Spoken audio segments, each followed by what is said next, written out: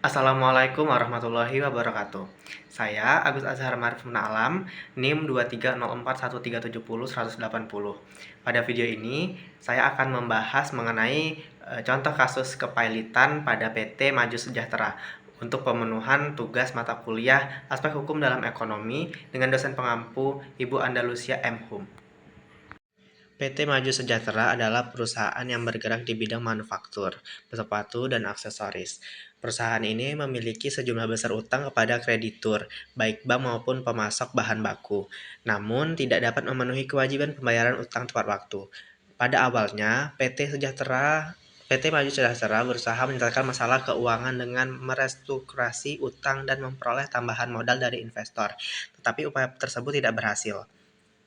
Karena kondisi keuangannya semakin buruk, PT Maju Sejahtera tidak dapat melanjutkan operasionalnya dan mengajukan permohonan untuk dinyatakan pailit.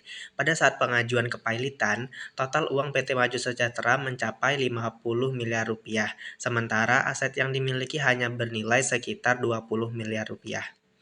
Analisis kepailitan berdasarkan peraturan perundang-undangan. Yang pertama yaitu landasan hukum kepailitan.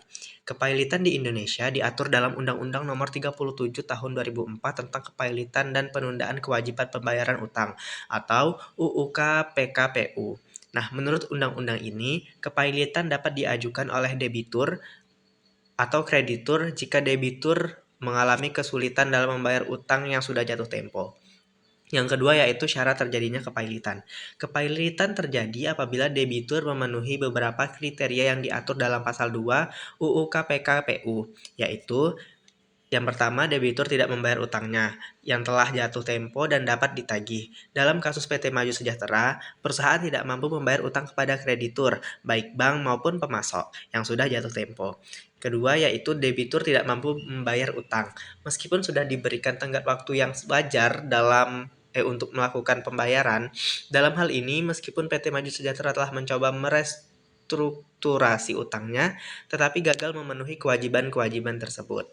Yang ketiga, yaitu proses pengajuan kepailitan. Berdasarkan pasal 3 UU KPKPU, kepailitan dapat diajukan oleh debitur itu sendiri atau permohonan sukarela dan kreditur yang memiliki utang yang telah jatuh tempo dan yang dapat ditagih atau permohonan paksaan. Nah, PT Maju Sejahtera mengajukan permohonan kepailitan ke pengadilan niaga karena tidak mampu membayar utang-utang yang sudah jatuh tempo. Yang keempat yaitu proses pengadilan dan penunjukan kurator.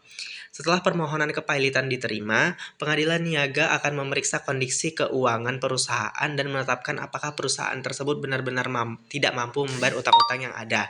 Jika permohonan diterima, maka pengadilan akan memutuskan untuk menyatakan PT Maju Sejahtera pailit.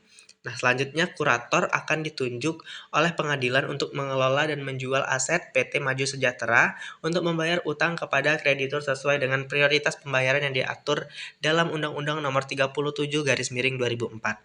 Prioritas pembayaran utang dijelaskan dalam pasal 1131 dan pasal 1132 KUH Perdata yang mencakup kreditur yang diutamakan, utang yang dijamin dengan agunan, gadai, hipotek, atau fidusia.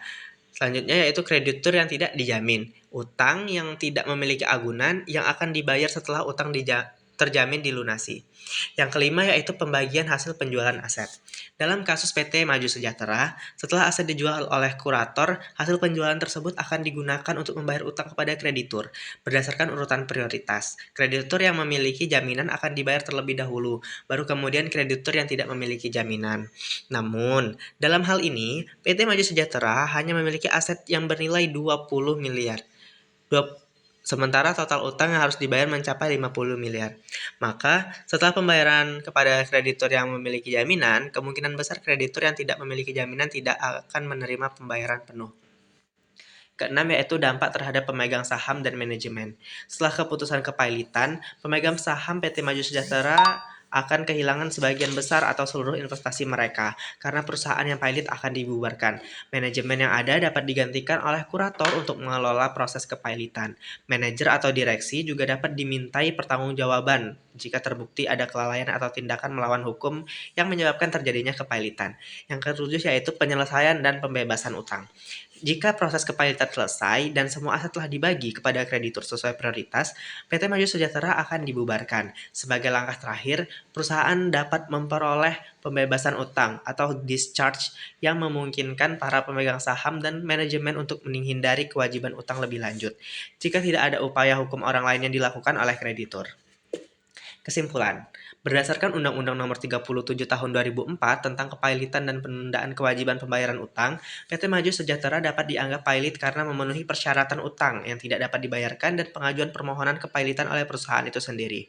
Setelah pengadilan memutuskan kepailitan, pengelolaan aset dan pembayaran utang akan dilakukan oleh kurator sesuai dengan prioritas yang ditetapkan oleh undang-undang tersebut. Proses ini akan mengarah pada pembubaran perusahaan dan pemegang saham serta manajemen kemungkinan besar akan kehilangan aset mereka.